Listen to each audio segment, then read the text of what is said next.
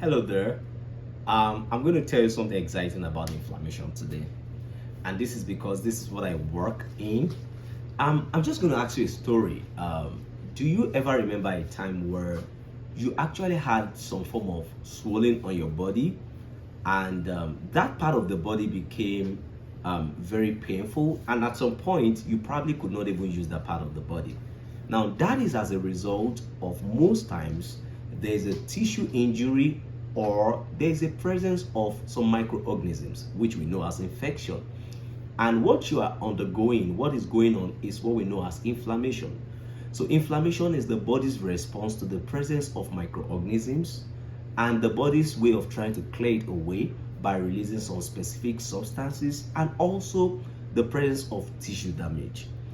And inflammation is the nature's gift to us because it helps us to clear off microorganism presence, clear off some infection, and at the same time it also helps us to make sure that any form of tissue injury is actually resolved. So you think about inflammation as a good thing. But then inflammation can also be a double-edged sword, because inflammation actually can be a blessing and a curse. A blessing in the sense that it clears off the infection, a curse because inflammation is actually under a strict regulation. When inflammation loses that regulation, when there's no strict regulation of inflammation, inflammation just goes on a continuous course and a continuous cycle. Now, this is not what we want for the body, because this becomes to become a foundation, a groundwork for some chronic diseases like type 2 diabetes mellitus, atherosclerosis, obesity, and all kinds of inflammation-related diseases. Now, this inflammation is actually mediated by some special kind of cells called immune cells. Now, from these immune cells, we have some particular kind of cells that I study called the macrophages.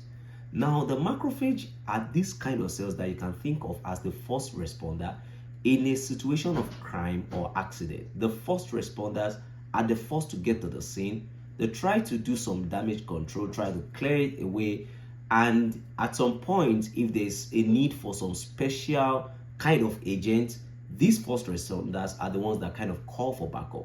And you think of macrophages as doing the same thing. Macrophages get to the crime at the scene of infection, they try to mop it up, and also try to activate some specific kind of immune cells to the site of the infection.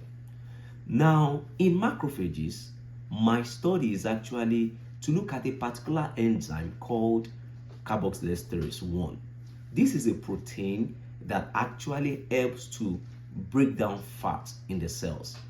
And the summary of my study, what is exciting about my study, is that we found out that when we reduce the production biologically of this particular protein, macrophages tend to be more pro-inflammatory.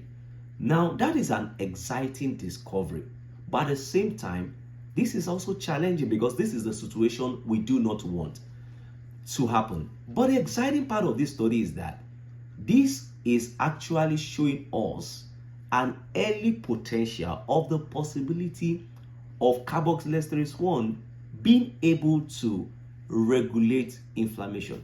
And so this means that there's probably some good news down the road, that we might be very close to a kind of a regulation of inflammation in particular chronic disease that can help us to manage this disease better.